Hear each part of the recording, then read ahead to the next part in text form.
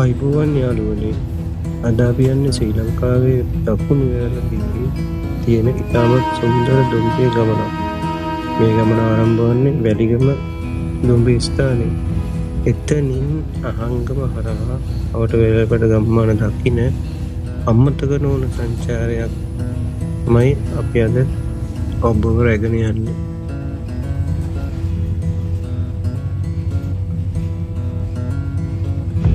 වැලිගම සිට අහංගම යන දුම්රිය මාර්ගයේ දකුණු වෙරළ තීරයේ තියෙන වඩාත්ම දර්ශනීය රේල්වේ රූට් එකක් කියලා කිව්වොත් වැරදි නෑ.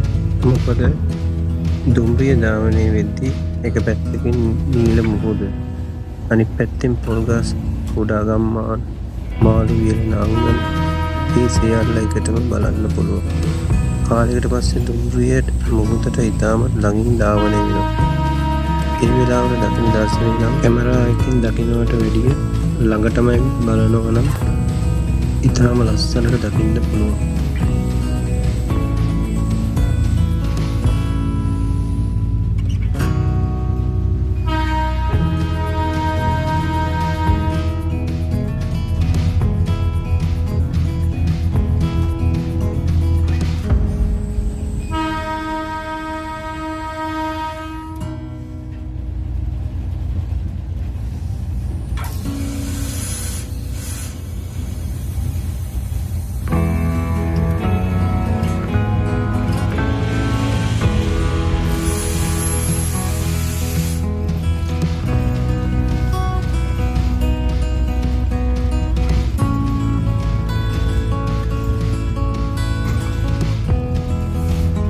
දැන් අපි ළඟා වෙන්නේ අහංගම දුම්රිය ස්ථානයට.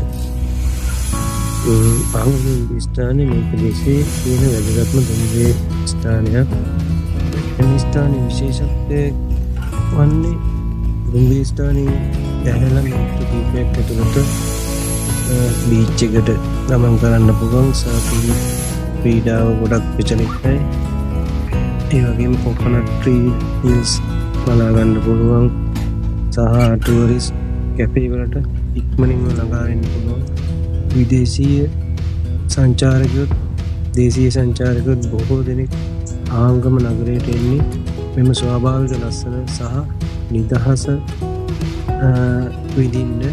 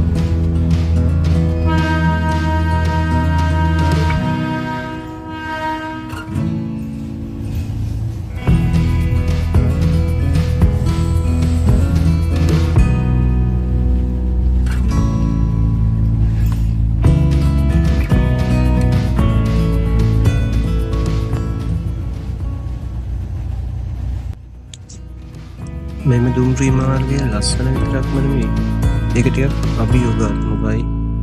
වක්‍ර මාර්ග, සමහර තැන්වල නැරෝ ට්‍රැක් සෙක්ෂන්, ඒ වගේ මුහුදු සුළඟට මුහුණ දෙන රේල්, මේ හැමදේම ශ්‍රී ලංකාවේ දුම්රිය ඉතිහාසයේ විශේෂත්වයක් ගන්න මේ වෙරළබඩ දුම්රිය මාර්ගය.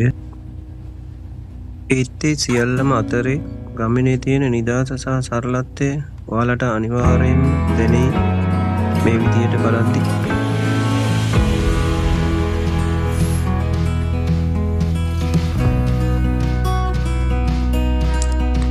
කතලුව පොදුම්රිය ස්ථානයේ පසුබරමින් මේ ගමන් කරන අතරතුරම කියන්න ඕන විශේෂත්වයක් තමයි දුම්රිය හරස් මාර්ග අධික ලෙස පවතිනවා.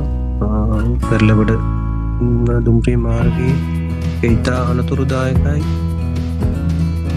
විශේෂයෙන්ම මෙම ප්‍රදේශයට පැමිණෙන දේශීය විදේශී සංචාරකයන්ගෙන් මට ඉල්ලන්න තියෙන්නේ බොහොම පාරිශ්‍රමික සැලකිලිමත්ව දුම්රිය හරස් මාර්ග හරහා ඔබගේ වාහනය හෝ ගමන් කරන පයින් ගමන් කරන විට විශේෂයෙන් සැලකිලිමත් වෙලා දුම්රිය ගමන් කිරීමක් සිදුවෙනවද නැද්ද කියලා හොඳින් විමසලා බලලා ඒ කටයුතු සිදු කරන්න.